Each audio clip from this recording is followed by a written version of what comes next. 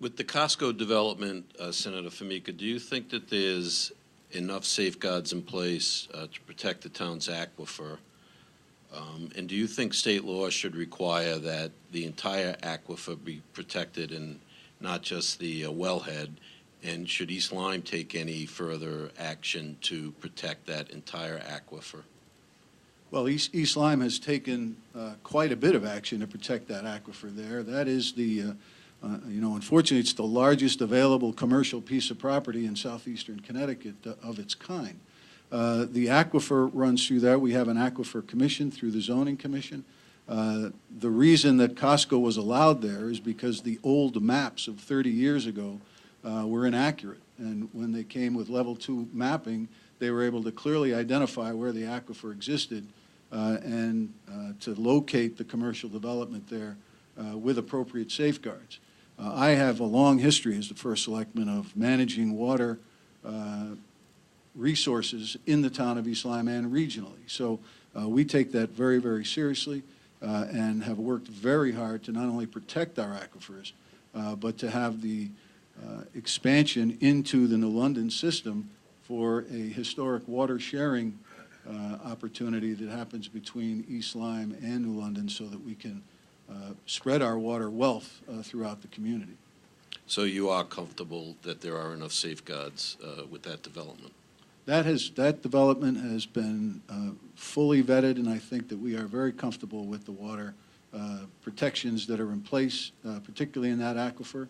I think we probably have more opportunity for runoff and wastewater. I think we need to do a better job, similar to what we did at the hole in the wall, where we captured 23 acres of wastewater and siphoned it into detention ponds and kept it from going into Long Island Sound. I think there needs to be more of that throughout the region, and it would be better protection of our water supply. But yes, that was my long answer to your question. So you have it for 90 seconds to comment on the issue of the aquifer protection in East Lyme and the Costco development, how that might affect that.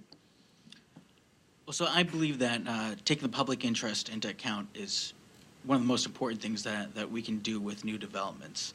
I think watching out for a public health hazard like contamination of water is extremely important. We know on the public level, all that we have to do is look at Flint, Michigan, and know what kind of impact the loss of public water can have on a community.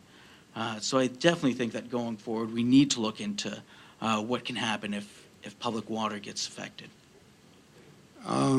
Just to give you a chance to elaborate, so you're okay with locating the Costco gas station over the aquifer? It sounds like Senator Formica is, just to clarify your position. So to clarify my position, I think that one, this is more of a local issue of where I think we consult the local government to ensure that they're okay with it. I don't think it's as much of a state issue as it is a town issue. But I think that if all the standards have been met and if we are sure that this is going to be protected, then that would be fine. And you'd have another 30 seconds if you want to elaborate further, Senator. So just to clarify, I don't believe the Costco is over the aquifer. It's in the upland review area, which is off the aquifer. And I think the water is definitely a state issue. We need to work hard as a water planner to move things around. And when I was chairman of COG on the Regional Water Committee, we worked to institute a 23-town water transportation program that connects water lines to all of those towns so that if something happens to water, we have redundancy similar to what happens with electricity. So the COG is a leader on that. The Water Committee is working with the utilities, and it's moving forward. So, all right, thank you. Thank you. And our next question for Mr. Henowitz is from David Collins.